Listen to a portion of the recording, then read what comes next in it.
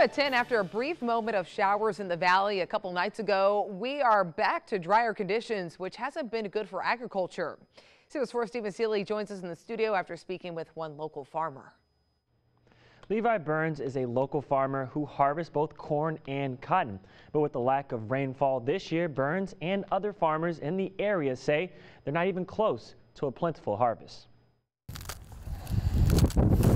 As a dryland farmer, Levi Burns counts on rainfall in autumn to nourish the soil for planting his 5,000 acres for the spring. But during planting time in January, he, as many other farmers, didn't have full profile of moisture. It's very trying and a little bit stressful at times, but it grows your faith.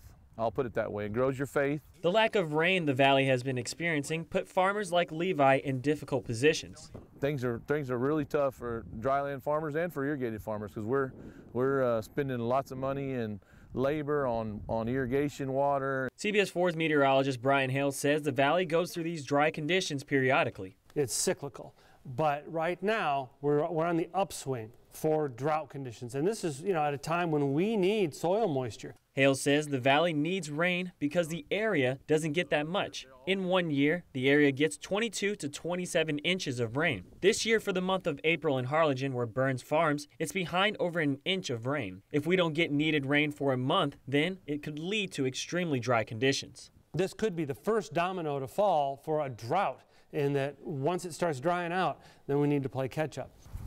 Here is where Burns planted 145 acres of dryland corn.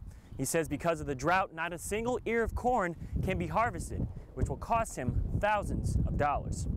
According to Burns, he spends in the range of $120 to $140 an acre for seeding, tractor costs, and fertilizer costs. And that's before actual planting. The Falcon and Amistad reservoirs are used to provide the valley with much of its water. If rainfall doesn't happen more frequently, then farmers will have to dip into the reservoirs. If we don't get some rainfall this fall or this hurricane season coming up to replenish our reservoirs and everything, we could be in a drought more than just on the dry land. We could not be able to plant the irrigated because we don't have irrigation water.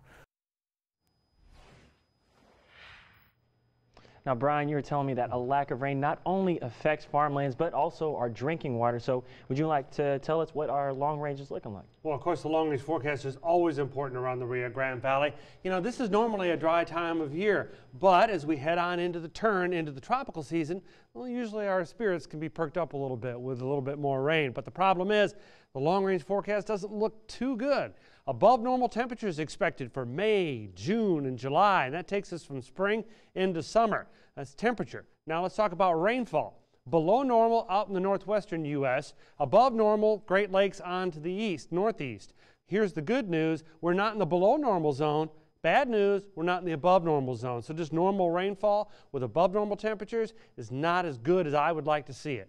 All right, let's talk about temperatures right now. It's pretty comfortable outside with plenty of clouds, 71 degrees at Weslaco, 72 at Edinburgh. We've got some moisture coming in from Mexico that's helping to provide a lot of clouds in my forecast for overnight tonight. Temperatures in the mid-60s throughout much of the overnight. I'm going to share with you what I expect to have happen for tomorrow. That'll help you make your plans for the weekend that's coming up.